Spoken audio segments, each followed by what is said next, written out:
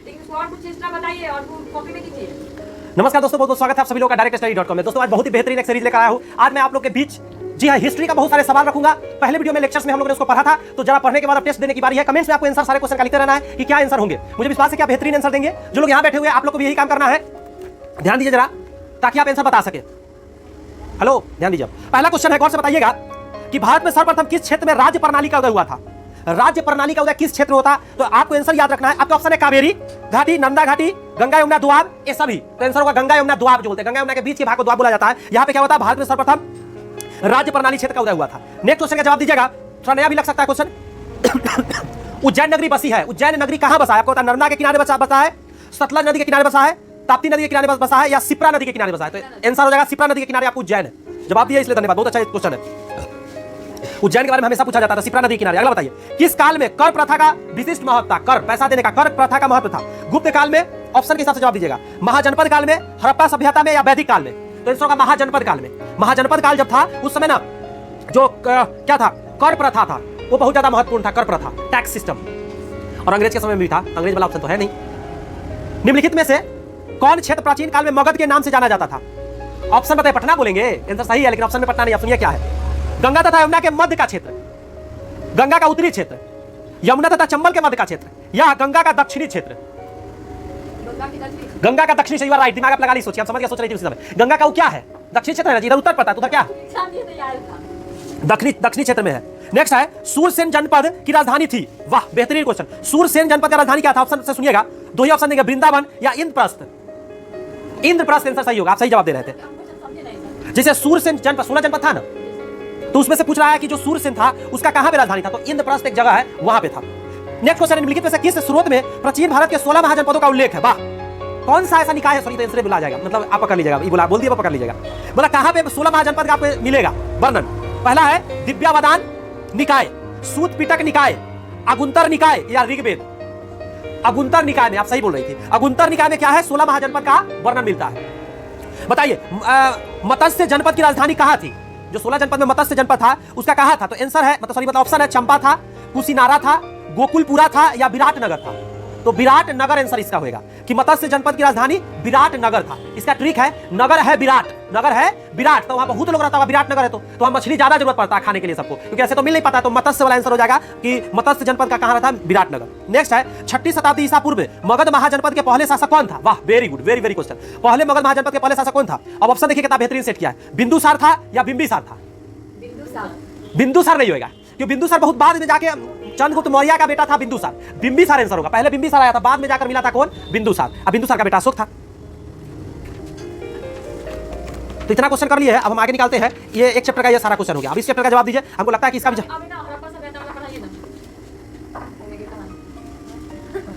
Sorry, video में भी ये चीज आ गया होगा, कोई नहीं, बुरा नहीं लीजिएगा, दांत में कुछ फंसा हुआ था इसीलिए ऐसा हुआ था।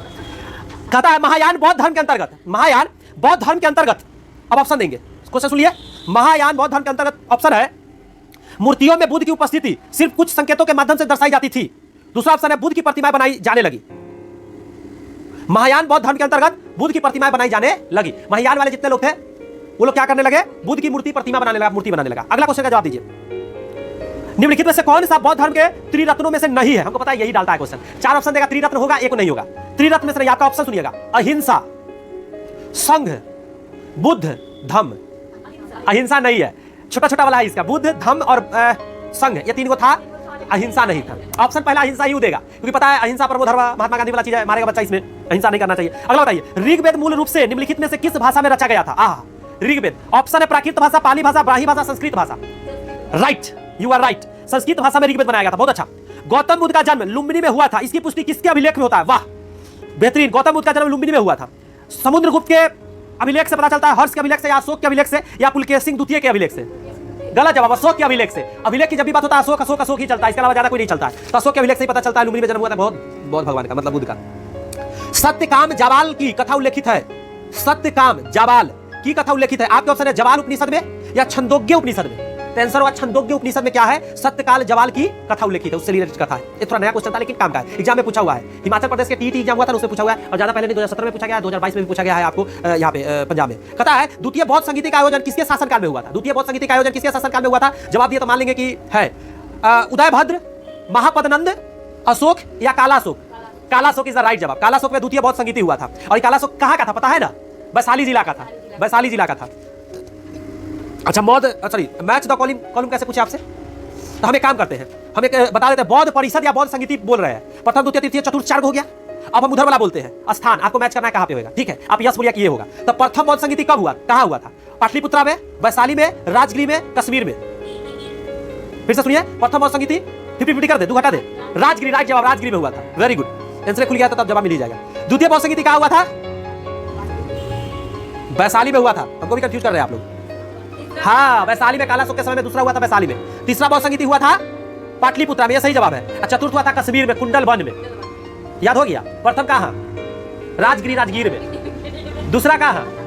वैशाली। तीसरा कहाँ? पाटलिपुत्रा। चौथा कहाँ? कुंडलग्राम, फिर गलती बोले, कुंडलवन। कुंडलवन कहाँ पे? कश्मीर में। अगला है कि निम्नलिखित में से कौन सा धर्म त्रिरत्न में विश्वास करता था? शैव धर्म करता था त्रिरत्न में विश्वास, जैन धर्म, वैष्णव धर्म या बौद्ध धर्म? बौद्ध धर्म, राइट जवाब। निम्नलिखित स्तूपों में से किस एक को उस स्थान के रूप में चिन्हित किया गया जहां बुद्ध ने पहली बार उपदेश दिया था? पहला बार सारनाथ, सही जवाब, वेरी वेरी गुड। ऑप्शन के अलावा आंसर दिया, बहुत अच्छा बात है। सांची, थोटलाकुंडा, बोध गया, सारनाथ। आंसर होगा सारनाथ। क्लियर है? बौद्ध ग्रंथ विनय पिटक निम्नलिखित में से किससे संबंधित है? विनय पिटक, ऑप्शन सुन लीजिए, बौद्ध धर्म का तो है, हम तो खुद बोल रहे हैं, लेकिन विनय पिटक किससे संबंधित है? संस्कृत व्याकरण से संबंधित है या बौद्ध संघ के नियम से संबंधित है? राइट जवाब, बौद्ध संघ के नियम से संबंधित है। रिवीजन करिएगा, जवाब निकलेगा मुंह से। जैन और बौद्ध भिक्षु भिक्षुणियों के लिए आरंभिक विहार बने होते थे। जो बिहार होते थे जहां लोग रहता था ना, विहार बोला था। बिहार नहीं, बिहार वाला विहार आए। विहार का मतलब जहां पे बौद्ध भिक्षु वगैरह रहता था ना, या जैन धर्म के भिक्षु भिक्षुणी लोग रहता था, उसको विहार बोला जाता था। जहां हम लोग अब घूमने जाते हैं तो उसको हम लोग घूमने वाला जगह बोल देते हैं, देखने जाते, दर्शन करने जाते। तो बौद्ध भिक्षु भिक्षुणी लकड़ी का बना होता था। आज भी जब जाते होंगे आप राजगीर वगैरह में घूमने जाएंगे, वैशाली में घूमने जाएंगे, चाहे बोध गया में, तो वहां देखेंगे गजब का लकड़ी का डिजाइन का घर रहेगा। इसका सबसे अच्छा उदाहरण क्या है? तो सबसे अच्छा उदाहरण क्या है? वो आप जाइए कहां पे, चाइना का देखिए फिल्म वगैरह, वहां का लकड़ी का सबसे ज्यादा अभी भी क्या होता है, तो वहां बनावट है, वहां पे अभी लकड़ी का बहुत ज्यादा घर है। आगे आइए, बौद्ध धर्म में बोधिसत्व थे। पहला ऑप्शन है बुद्ध की प्रतिमा या वे लोग जिन्होंने निर्वाण यानी प्रबोध प्राप्त किया। निर्वाण मतलब निकल लिए, तो उसको क्या कहा जाता है? बौद्ध धर्म में बोधिसत्व थे। अगर बताइए, ऐसा विश्वास किया जाता है कि ईसा का शिष्य सेंट थॉमस डैश में आए थे। मतलब ईसा मसीह के शिष्य सेंट थॉमस कब आया था, मतलब कहां पे आया था? कहने का मतलब गोवा, कर्नाटक, तमिलनाडु या केरल? तो आंसर होगा केरल। अगर त्रिपिटक ग्रंथ किस धर्म से संबंधित है? वैदिक धर्म से या बौद्ध धर्म से? बौद्ध धर्म से। ध्यान रखिए क्वेश्चन पर। निम्नलिखित में से कौन सी विशेषता बौद्ध और जैन दोनों धर्मों में है? दोनों धर्म का बताना है, बौद्ध धर्म, जैन धर्म। ऑप्शन दे रहे हैं। मुक्ति पाने के लिए मनुष्य को अपने वस्त्रों सहित सब कुछ त्यागना होता है। दोनों धर्म में ऐसा था कि सारे लोग नंगे रहते थे, वस्त्र सब त्याग देना, ऐसा था क्या? ऐसा नहीं था। जैन में भी 2 को बटा हुआ था, तो एक में था दिगंबर, एक क्या था? श्वेतांबर कपड़ा व्हाइट पहनता था, दिगंबर वाला नंगे रहता था। तो आप बताइए, तो होगा नहीं। अगला ऑप्शन सुनिए, केवल वही सच्चा ज्ञान प्राप्त कर सकते हैं जो घर त्याग देते हैं। ये वाला सही है? नहीं, ये सही है। दोनों धर्म में ऐसा कहा जाता है कि सच्चा ज्ञान प्राप्त करने के लिए घर त्यागना पड़ेगा। कि घर में जब आप रहते हैं, मुंह माया नहीं, हमारी वाइफ है, बड़ी ब्यूटीफुल है, आपको मुंह माया आता रहेगा, ये मेरा बेटा है, मेरा सोना है, मेरा हीरा है। आप यही समय लोग लगा रहता है, रियल ज्ञान प्राप्त नहीं कर पाता है। इसलिए आप देखते हो गुरुकुल का व्यवस्था था। बेटा कुछ सियान हो जाता था, कहता था हटा मुंह माया से, हटाओ यहाँ से, नहीं तो माँ बाप के दुलार में रहेगा, इसको भेजो गुरुकुल में जाकर रहता था। और आज भी ये बात हकीकत है, हम लोग बहुत सारे हॉस्टल में बच्चों को भेजते, लेकिन हॉस्टल हो गया है कचरा का घर। अब संस्कार वहां नहीं दिया जाता। पहले का हॉस्टल होता था जहाँ सब कुछ सिखा दिया था। आज का हॉस्टल में सिखा दिया जाता, बोल नहीं सकते कैमरा पर क्या चीज सिखा दिया जाता है। छोड़िए, ज्यादा हॉस्टल में रहने वाला बच्चा जानते सुसाइड करता है, ये जान लीजिए, क्योंकि उसको स्ट्रेस दे देता है। हाँ, यही बोलना चाह रहे हैं। सबसे ज्यादा नशा अगर कहीं सीख रहा है बच्चा, तो कहाँ सीख रहा है? हॉस्टल में जाकर बच्चा सीख रहा है, जबरदस्ती करवा रहा है एक दूसरे से। बुद्ध द्वारा लालसाओं व इच्छाओं की तृष्णा को निम्नलिखित में से क्या बताया गया? क्या कहा था उन्होंने? लालसा और इच्छा, किसी चीज की पाने की तृप्ति अगर आपके अंदर है तो उसको क्या कहा था बुद्ध भगवान ने? पिपासा कहा था, तृष्णा कहा था, तीव्र इच्छा कहा था, तन्हा कहा था। तो तन्हा कहा था, त आधा न हा, तन्हा।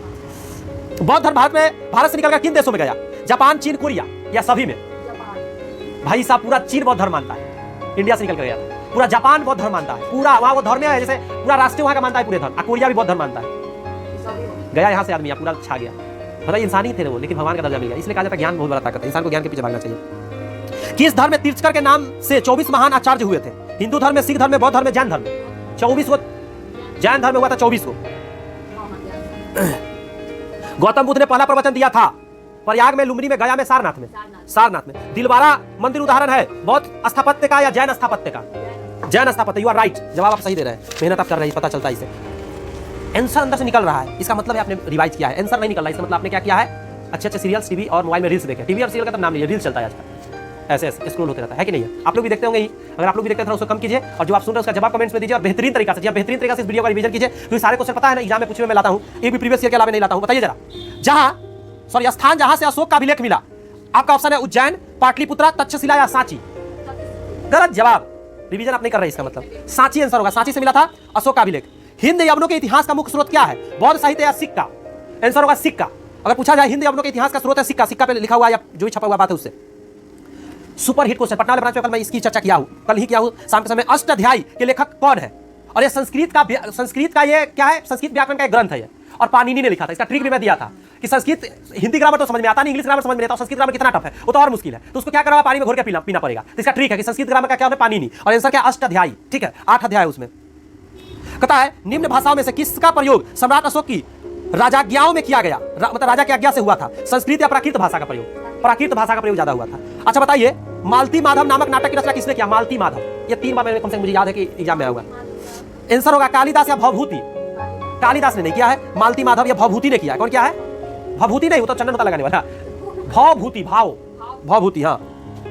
निम्नलिखित स्तूपों में से किस एक को उस स्थान के रूप में चिन्हित किया गया जहां बुद्ध ने पहली बार उपदेश दिया था? सांची या सारनाथ? सारनाथ। रिपीट हो गया ना क्वेश्चन। रामपुरवा में मिला, कौन सा जगह? रामपुरवा में मिला उत्कृष्ट पॉलिश वाले पत्थर पर बना सांड जिसे अब राष्ट्रपति भवन में रखा गया है, उनमें से किसके शासनकाल में बनाया गया? चोल या Maurya? Maurya is your right answer.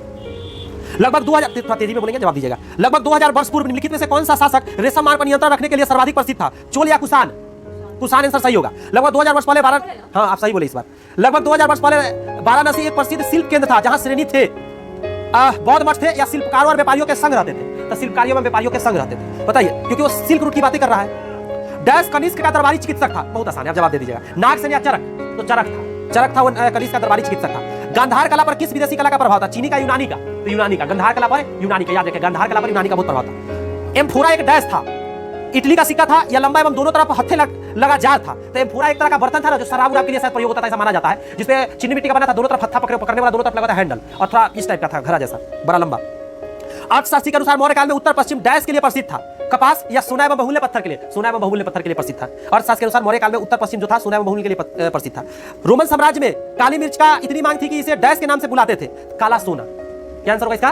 काला सोना के नाम से बुलाते थे। ऑप्शन में दे दिया, अभी यहाँ पे बोला जाता है, कोयला को बोला जाता है काला सोना, यू आर राइट। बट ये मैं कहिया की बात कर रहा हूँ, रोमन साम्राज्य में काली मिर्च को काला सोना बोला जाता था, इतना मांग था। मौर्य शासक अशोक द्वारा लड़ी गई लड़ाई का स्थल कलिंग वर्तमान में कहाँ है? बताया था आपको, केरल में या उड़ीसा में? उड़ीसा में है, कलिंग उड़ीसा में, सही है, उसके तटीय भाग में। चंद्रगुप्त मौर्य के गुरु कौन था? बादशाहयान था या चाणक्य था? चाणक्य थे, वेरी गुड। अशोक का धम्म था अच्छे व्यवहार का सिद्धांत, एक आदर्श, सम्राट अशोक द्वारा प्रतिपादित विचारों की एक समष्टि, या ये सभी? सभी होगा। अगला बताइएगा, इस सभी विद्वानों में क्या समान है? आपके मैं विद्वान का नाम ले रहा हूँ। आप स्तंभ, बोधायन, कात्यायन, मानव, पाणिनि, पिंगल, याज्ञवल्क्य सभी खगोलविद थे या सभी व्याकरणाचार्य थे? सभी व्याकरणाचार्य थे, व्याकरण के महान ज्ञाता ये सब थे। जिनको भी थोड़ा दिक्कत हुआ होगा थोड़ा बैक करके इस क्वेश्चन को जरूर रिवाइज कर लीजिएगा वीडियो में, और आप लोग जाके वीडियो जरूर एक बार देख लिया कि बहुत काम का ये क्वेश्चन है। शकुंतलम लिखी गई थी, ये है कालिदास द्वारा, जो आप तक नहीं बोले थे। शकुंतलम कालिदास ने लिखा। देखो शकुंतलम ये तो तम वाला जितना होता है ज्यादातर किसका रहता है? कालिदास का रहता है। अंतिम मौर्य शासक कौन थे? ये तो बता दीजिए। बिंदुसार था या बृहद्रथ था? बृहद्रथ था। शक काल की शुरुआत कनिष्क ने की थी, कब से? 62 ईसा पूर्व से या 78 ईसा पूर्व से? 78 ईसा पूर्व से। 78 ईसा पूर्व से, आप सही बोली। चाणक्य को किस नाम से जाना जाता है? राजशेखर के नाम से या विष्णुगुप्त के नाम से? विष्णुगुप्त के नाम से। औषधि से किसका संबंध रहा है? धनवंतरी का, चरक का, सुश्रुत का या भास्कराचार्य का? भास्कराचार्य का रहा है औषधि से।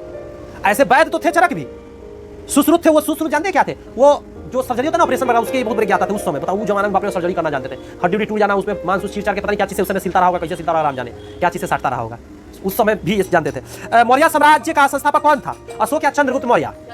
चंद्रगुप्त मौर्य। सम्राट अशोक ने बौद्ध धर्म के प्रचार के लिए श्रीलंका किसे भेजा था? ये बता दीजिए आप लोग। वसुमित्र को या महेंद्र को? महेंद्र को भेजा था। चंद्रगुप्त मौर्य का प्रधानमंत्री कौन था? चाणक्य था या घनानंद था? अरे भाई चाणक्य था, कितनी बार तो बोला गया तकनीक से। सातवाहन वंश के शासकों की कार्यकालिनी भाषा क्या थी? संस्कृत या प्राकृतिक? प्राकृतिक, सही जवाब। निम्नलिखित में से कौन सा शहर मौर्य साम्राज्य की राजधानी थी? सांची या पाटलिपुत्र? तो पाटलिपुत्र आंसर हो जाएगा। किस मौर्य सम्राट ने जैन भिक्षु बनने के पश्चात सिंहासन त्याग दिया था? अशोक या चंद्रगुप्त? तो चंद्रगुप्त मौर्य जो थे ना, चंद्रगुप्त मौर्य, वो त्यागे थे। इंडिका का लेखक कौन है? ये बता दीजिए प्लीज, सही। अरे राजतरंगी की दूसरा चीज होगा। इंडिका के लेखक कौन है? अलबरूनी या मेगास्थनीज? मेगास्थनीज। भारत का राष्ट्रीय चिन्ह क्या है? सांची स्तंभ में से लिया गया या सारनाथ स्तंभ से लिया गया है? वो जो अशोक चक्र है, सारनाथ के अशोक स्तंभ जो है ना, वो जो लिया गया है वो सारनाथ से लिया गया। भारतीय, लास्ट क्वेश्चन है, भारतीय इतिहास में पहली बार लोगों के जन्म एवं मृत्यु का पंजीयन किस काल में किया गया था? गुप्त काल में या मौर्य काल में? तो आंसर होगा मौर्य काल में। सोच के देखिए कितना सारा क्वेश्चन का आपने जवाब दिया, और मुझे लगता है बहुत सारा क्वेश्चन का आप लोगों ने जवाब दिया। बहुत धन्यवाद आप लोगों का कि आप रिवाइज कर रहे हैं और इसी तरह आप रिवाइज करते रहिए। देखिए दोस्तों, मैं इतना ही कहूंगा, ये सब क्वेश्चन सच में काम का है, सारे प्रीवियस ईयर का है, तो रिवाइज जरूर करते रहिएगा अच्छे से, और लगे रहिए इस चैनल के साथ। ये चैनल धीरे धीरे आपको हर वो जरूरत का टॉपिक लाकर आपके सामने रख देगी जिससे आपका एग्जाम आसानी से निकल सके। मिलते हैं नेक्स्ट वीडियो में, तब तक के लिए all the best, bye bye, thank you.